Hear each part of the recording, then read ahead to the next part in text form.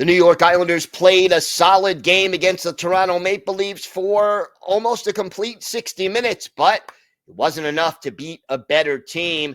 We'll have our key takeaways, including the potential injury to Isaiah George. All that and more coming up on today's Locked On Islanders podcast.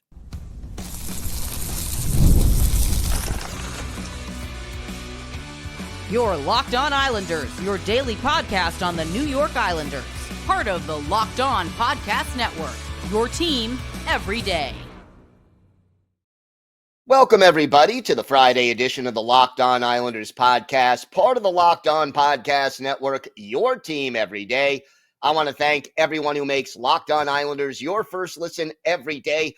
Don't forget to subscribe on YouTube or wherever you listen to podcasts so you never miss an episode. Today's episode is brought to you by FanDuel. You could start the season with a big return on FanDuel. New customers can place a $5 bet, and you'll get started with $250 in bonus bets if you win that first $5 bet. Visit FanDuel.com to get started. Well, good news and bad news, right, for Islander fans in this one. The good news, the Islanders actually played a solid 60-minute game. From start to finish, they went toe-to-toe with the Toronto Maple Leafs and more than held their own. And yeah, they ended up losing the game 2-1 because of some very familiar mistakes. They have now lost 3 games in a row, and all 3 of them have been either by 1 goal or 1 goal and then an empty netter at the end. So, 1 goal loss to Pittsburgh, a 2-goal loss to Toronto in Toronto that included an empty netter, and then a 1-goal loss to Toronto on Long Island. Great game all around. The thing that impressed me most about the way the Islanders played in this one was that, team speed is not considered one of the Islanders' strengths. In fact, it is one of their weaknesses. And yet, they managed to stay with a faster, more skilled Maple Leafs team throughout the game. Now, no Austin Matthews for the Maple Leafs. That certainly makes it a little bit easier. But again, for the Islanders, no Simon Holmstrom. So, the injury situation does kind of even out in that respect. Matt Martin, Dennis Cholowski, the other scratches, as of now, this appears to be the regular lineup. But at the end of the day, the same issues reared their ugly head and caused the Islanders to fall short in this game. What am I talking about? First of all, the Islanders give up. Let's start with this. The Islanders had 33 shots on goal in this game. Some of them were really high-quality chances.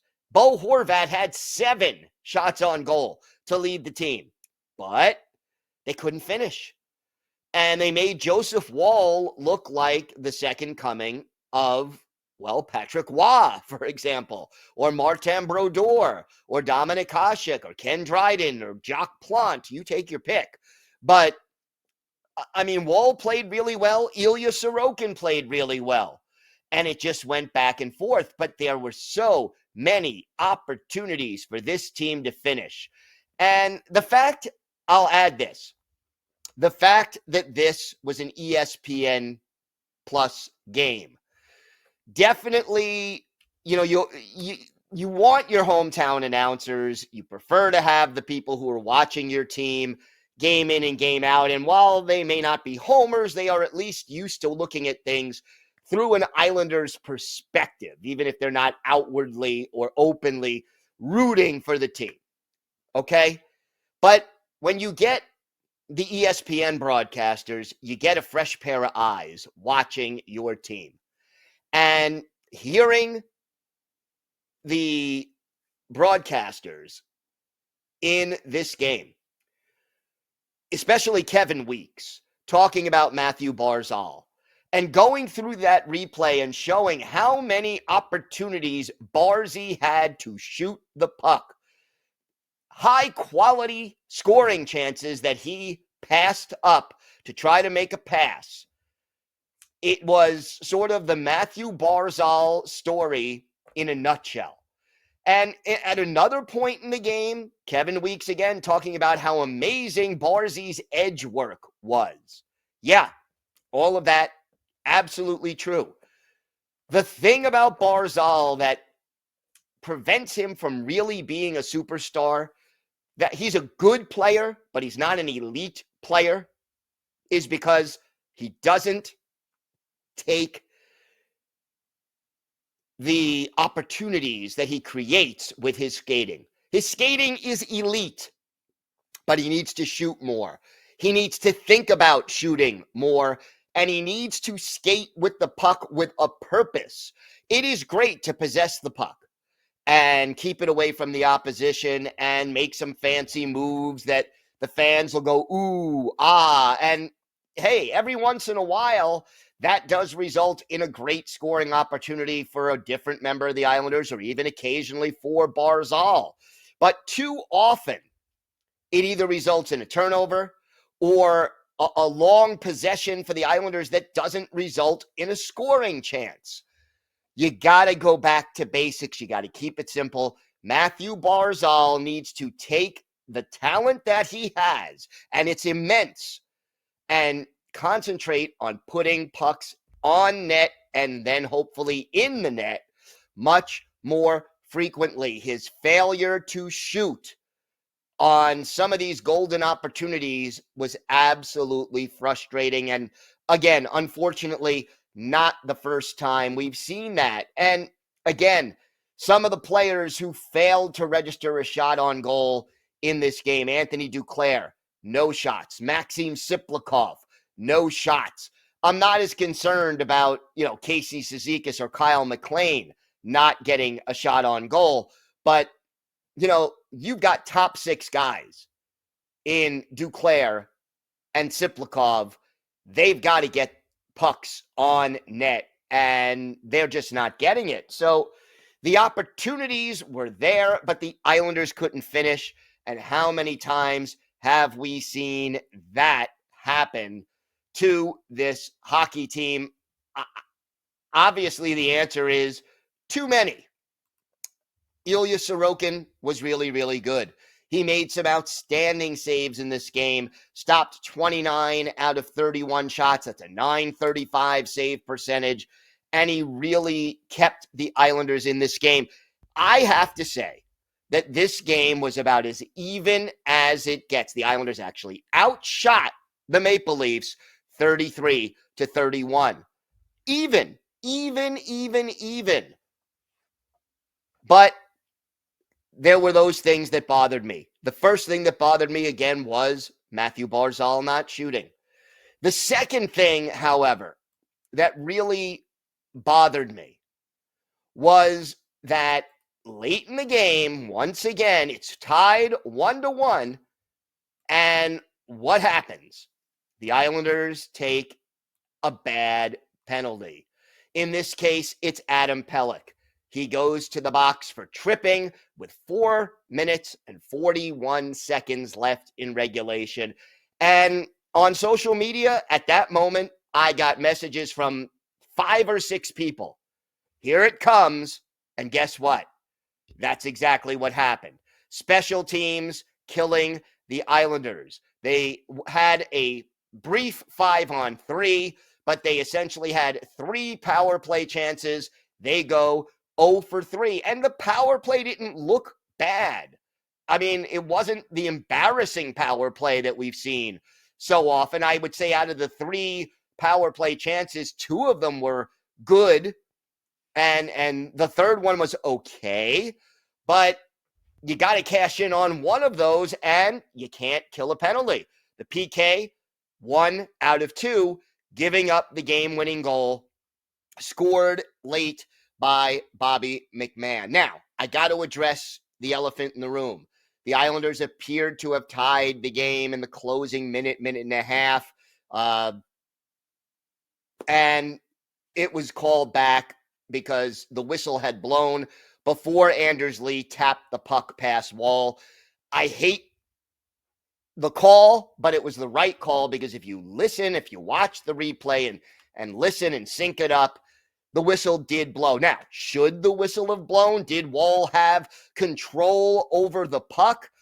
That, my friends, may be a very different issue, but clearly the whistle had blown. So you're frustrated. Okay, we had this chance and maybe the whistle blew too soon, but clearly Lee did tap the puck. So it wasn't a continuous motion, which might have been able to get a goal to count. And on the flip side of it, the whistle did indeed blow. So the tying goal waved off. They reviewed it in the war room. The war room confirmed no goal, and the Islanders end up falling short. So disappointing, but, again, it's the same old stuff. It's the special teams killing this team. It's the lack of ability to finish that kills this team. It's untimely penalties. And here is a situation where the Islanders played well.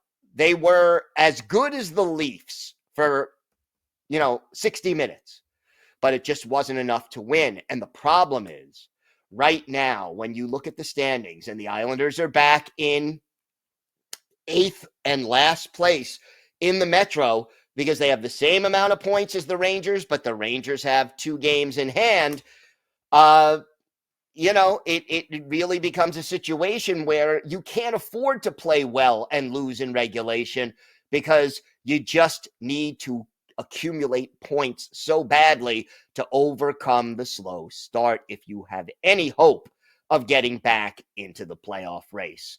All right, there's another thing I need to talk about, a potential injury to Isaiah George and how the Islanders handled that situation. Got to have our hero and GOAT of the game, and we will preview Sunday afternoon / early evening's game against the Boston Bruins.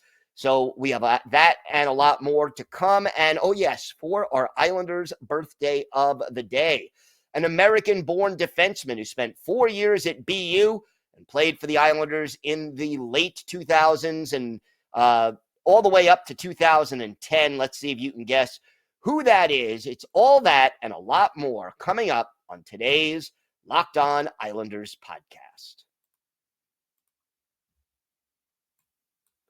Today's episode is brought to you by FanDuel. The NFL playoffs are almost here, but it's not too late to get in on the regular season action with FanDuel, America's #1 sportsbook. Because right now, new customers can finish the season strong with $250 in bonus bets if your first $5 bet wins. FanDuel has so many ways for you to pick up a W. I love betting on which players will score a touchdown or how many points a team will score. It is thrilling. And Islander fans, use your knowledge of hockey and of the Islanders to find exciting opportunities on FanDuel. Check out the latest odds for Sunday's game in Boston against the Boston Bruins. Just visit FanDuel.com to join today. That's FanDuel.com for your chance at $250 in bonus bets if that first $5 bet wins. Make every moment more with FanDuel. It's an official sportsbook partner of the NFL.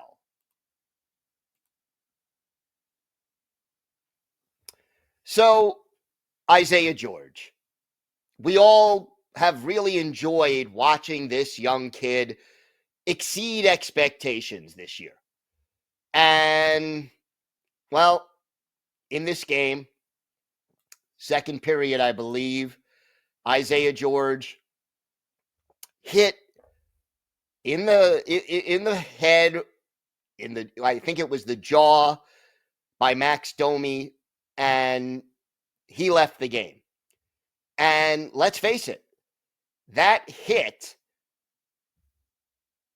led directly to the first goal by the Maple Leafs, the first of 2 goals by Bobby McMann.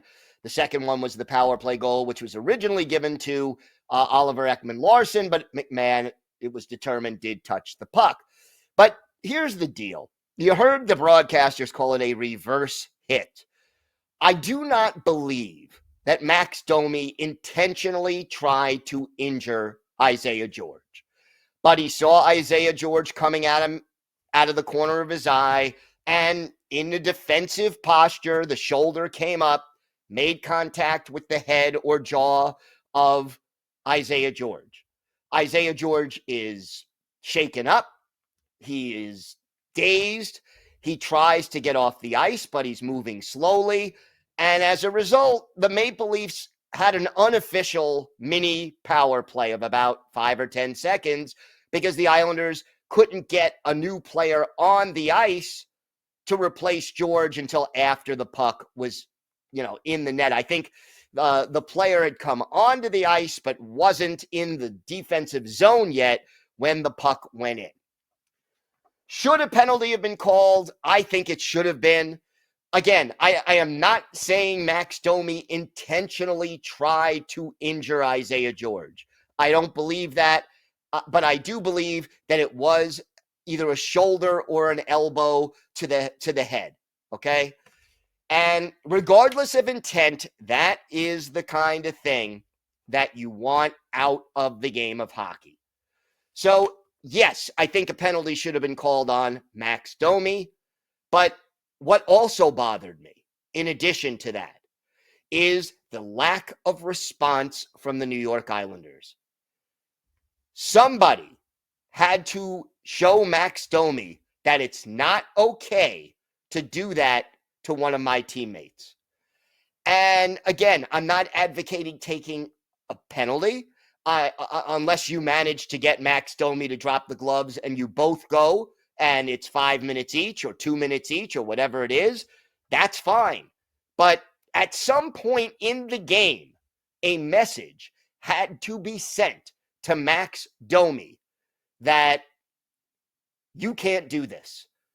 And look, Islander fans, I can go through the litany of players who would have stood up over the course of Islanders history, whether it's Zenon Konopka, whether it's Mick Vukota, or Ken Baumgartner, or Gary Howitt, or Jerry Hart, or Gordie Lane. I mean, I could go through a list of so many players who would, Dennis Potvin would have stood up and said, you know what, you can't do this. Now, I know it was a different era in the 70s and the 80s and the 90s. Fine, I understand that. But you still have to stand up for your teammates. You don't need a goon out there, a guy who's going to play 3 minutes a game and only can drop the gloves, and that's the only thing he can do. You don't need that. But you got to stand up for your teammates. So whether it's Scotty Mayfield, there was no Matt Martin out there today, but Casey Cizikas, Kyle McLean, somebody had to step up, Anders Lee, and send a message to Max Domi, hey, maybe you didn't mean it, but you can't do that. And if you do that, we are going to respond. And, there is winning teams have a bond, and they stick up for each other. And I don't know whether teams win because they stick up for each other or they stick up for each other because they win. You can get into that chicken and egg argument all you want, but the Islanders did not respond adequately to the hit by Max Domi, and that was disappointing to me. And guess what? The Islanders and the Leafs not playing again this year unless by some crazy miracle they meet in the playoffs. So that's it. Now, Isaiah George did not return to the game. The Islanders do not want to lose him. It looked like a possible concussion, but that's just a visual view of the play, on the television screen. So I'm not a doctor. I did not examine Isaiah George. Hopefully we will get an update on him at some point tomorrow, but we will see whether or not he will be available Sunday when the Islanders take on the Bruins in Boston, because you don't want to be losing Isaiah George. Now, I want to see Dennis Cholowski back on the ice. I think he has been a good addition to this team this year, and I'm disappointed he's been sitting out. But I don't want it to be necessarily at the expense of Isaiah George. Hero and GOAT of the game. I got to give the hero of the game a tie between Ilya Sorokin, who played really well, and Scott Mayfield, who scored the goal. It was a pretty goal, the way the puck was moved and passed. If only, those plays worked a little bit more often. And as for go to the game, it's got to be Adam Pelech for taking that penalty with, 4 minutes and change left in the game that led to the game-winning goal. Look, if this team plays the way they did last night against the Maple Leafs, they will win more games than they lose. But it may be too late for moral victories for this team. And, special teams or not so special teams. Again, 1 for 2 only on the PK and the power play. 0 for its last 20. 0 for its last 20, and that's the last 10 games since they've scored a power play goal. For those of you who understand, that's like 12 and a half, almost 12% of the entire season, and no power play goals, none, 0, null set. Not a formula for winning hockey. In a close game, special teams make the difference. When two teams are playing evenly and two goalies are playing really well, like we saw from Sorokin and Wall, special teams makes the difference. And it made the difference tonight, and it cost the Islanders dearly. And it's a familiar refrain for Islanders fans. All right, more to get to on today's show. We will preview Sunday's game in Boston against the Bruins. 6 o'clock Eastern time start. Kind of a strange starting time. We'll have that. We'll have our Islanders birthday of the day and more coming up on today's Locked On Islanders podcast. Did Rocket Money help you find any subscriptions you forgot about or that you were paying for twice? Well, that definitely happened to me. I had a few subscriptions I didn't even realize I was still paying for. Rocket Money made it so easy to track them all down. It's like having a personal assistant for your finances. Rocket Money is a personal finance app that helps find and cancel your unwanted subscriptions, monitors your spending, and helps lower your bills so you can grow your savings. It brings everything together in one place, whether it's subscriptions, your spending habits, or even the goals you want to hit this year. Rocket Money has over 5 million users and has saved a total of $500 million in canceled subscriptions, saving members up to $740 a year when using all the app's premium features. For me, one of the best features is the subscription tracker. I've used it to cancel services I wasn't using anymore, and I've already saved a ton. So cancel your unwanted subscriptions and reach your financial goals faster with Rocket Money. Go to rocketmoney.com/lockedon today. That's rocketmoney.com/lockedon, rocketmoney.com/lockedon. Thank you for making Locked On Islanders your first listen today. For your second listen, find Locked On Fantasy Hockey. Become a fantasy hockey expert and get the edge over your league mates with daily tips from our hosts, Steele and Flip. Find Locked On Fantasy Hockey on YouTube or wherever you listen to podcasts. It's part of the Locked On Podcast Network, your team every day.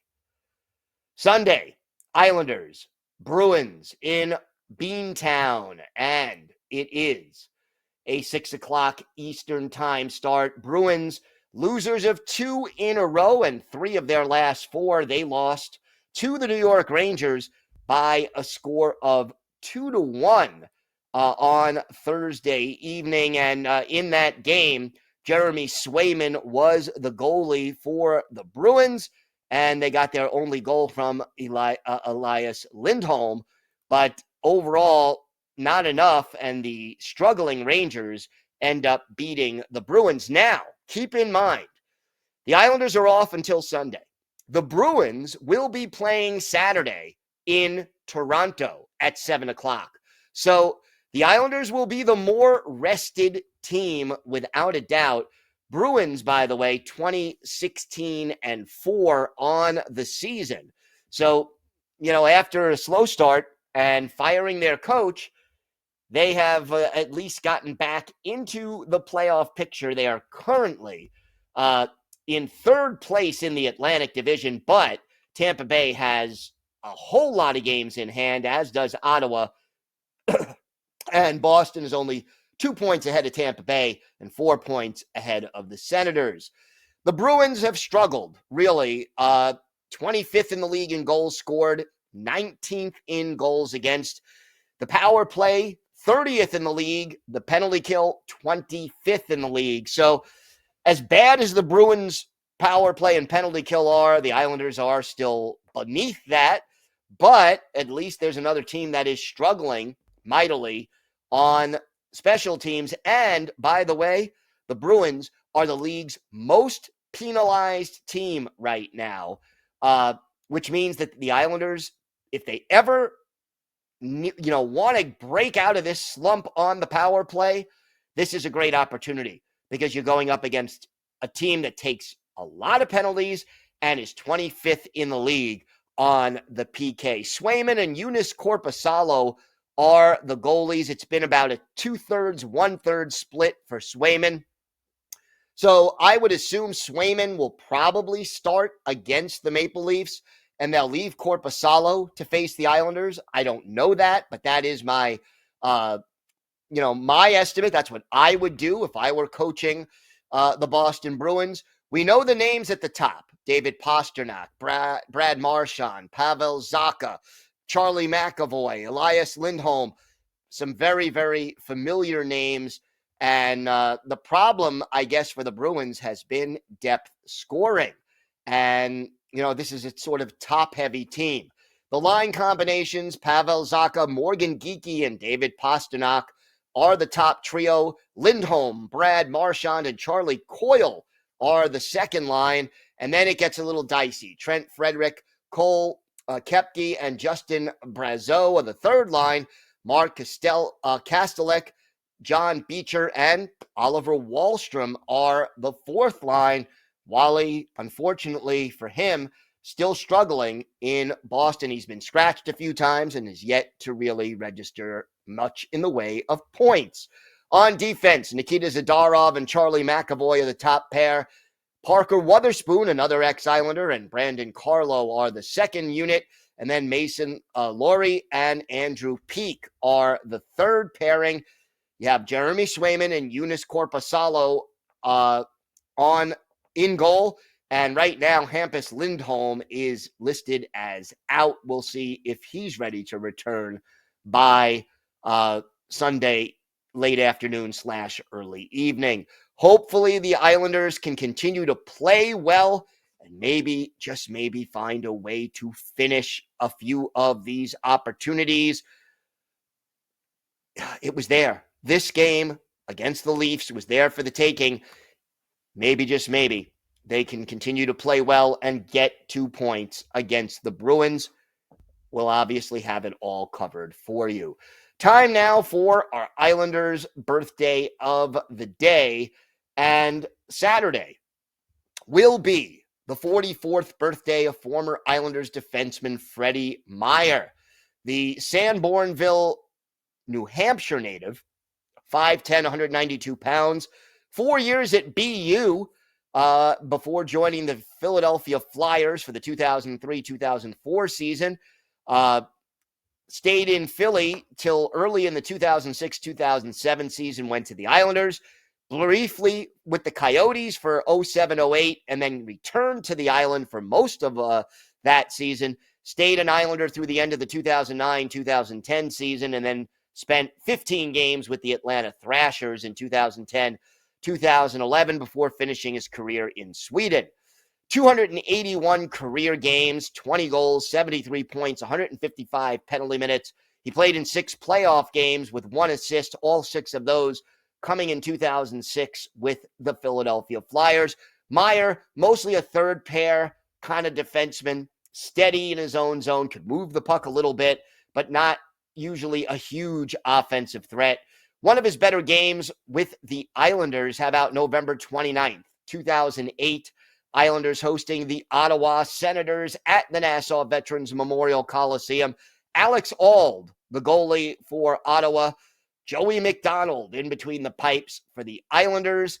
And in this game, with Ottawa up 1-0, Freddie Meyer, our Islanders' birthday of the day, sets up Andy Hilbert for the tying goal. Trent Hunter gets the other assist. And then in the second period, Freddie Meyer puts the Islanders ahead. John Sim and Andy Sutton assist. That goal came with 35 seconds left in the second period. And then early in the third, just a minute 57 in, Meyer scores again. Chris Campoli and Andy Hilbert with the assist on this one. Islanders go on to win the game by a final score of 4-2. Joey McDonald making 19 saves, but for Freddie Meyer, 2 goals, 1 assist. He was a +2. He had the game-winning goal, and he scored on 2 of his 3 shots while playing 19 minutes and 25 seconds. So Freddie Meyer is our Islanders' birthday of the day. I want to thank everyone who makes Locked On Islanders your first listen every day. Everydayers, we're back Monday with our key takeaways from Sunday's game against the Bruins. And we'll hopefully have some updates on the status of Isaiah George and Simon Holmstrom.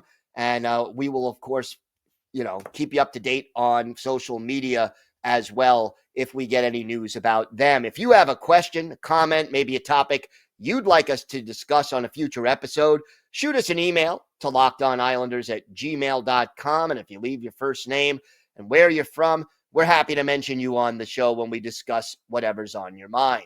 You could also follow the show on X at Locked On Isles. You could follow me, Gil Martin, on X at Ice Wars, NYR VSNYI.